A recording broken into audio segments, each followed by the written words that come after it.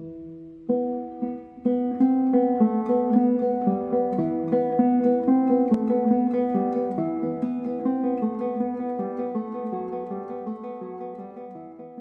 is Jeremy Tessmer with SGTV. When Edwin Deakin first arrived in Santa Barbara in around 1875, the northeast corner of Anapamu Street, where our gallery is located, had just one home. Edwin J. Hayward and Henry Mulzall shot these images of the corner of Anapamu and State and made them into a stereograph in about the same year.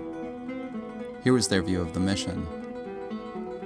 Although Deakin arrived in town relatively early, he would not complete his series of missions for another 14 years. As a consequence, he was not the first artist to capture all 21 missions. Carlton Watkins was. This photograph of the Queen of Missions dates to about 1876, but Watkins wouldn't finish photographing all 21 sites until about 1882. Deakin, it turned out, was not the first artist to render all 21 missions either. That honor belonged to Santa Barbara's own Henry Chapman Ford, who also arrived in town in 1875. Although hobbled by an injury incurred in the American Civil War, Ford managed to make the 600-plus mile journey to draw all 21 missions by 1883. He debuted them in etching form in this leather-bound volume at the 1893 Chicago World's Fair, where they received wide acclaim and sold well. Ford and Watkins, however, captured the missions in black and white.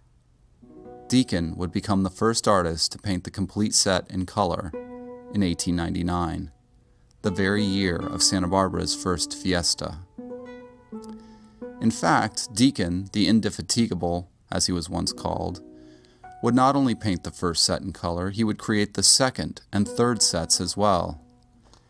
He painted 2 sets of oils and 1 in watercolor, each with a different intention.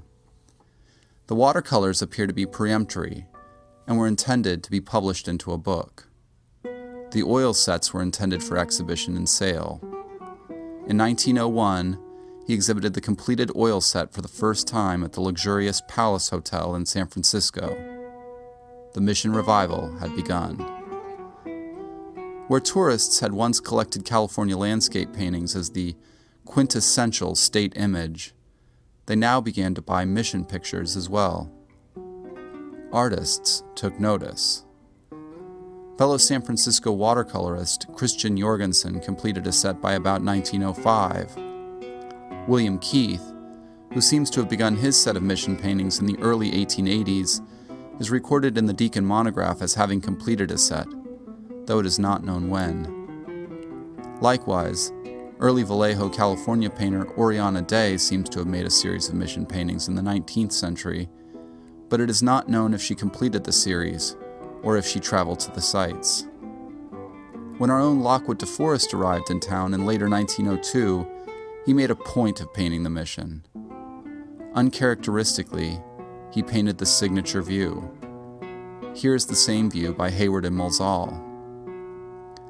Deakin continued to participate in the vogue he had helped create. This later picture from 1904 shows that the artist maintained an interest in the subject. By then, stylistic conventions were being developed. Certain views became more cherished than others. Local painters like Madman John Sykes found a ready market and painted the subject often. A year later, the mission even drew famed East Coast impressionist Edward Podast. California's love affair with the missions continued into the 20s, where arts and crafts and modern handling of the same structures proved equally popular. And mission mania was still going strong in the 30s when Will Sparks turned the crumbling buildings into a colorist dream. It would be unfair to a number of California's historic preservationists, particularly women's groups, to say that it was artists like Deakin and Ford who ignited the mission revival. But 114 years later, the preservation of California's iconic structures owes a great debt to these early artists. The gallery owes a great debt to Alfred Harrison of North Point Gallery, Julie Armistead of St. Mary's College, and local historian and archivist John Woodward for their help in researching this project. Along El Camino Real, Edwin Deakin's 21 missions in watercolor will be on view through June 30th. Come see it.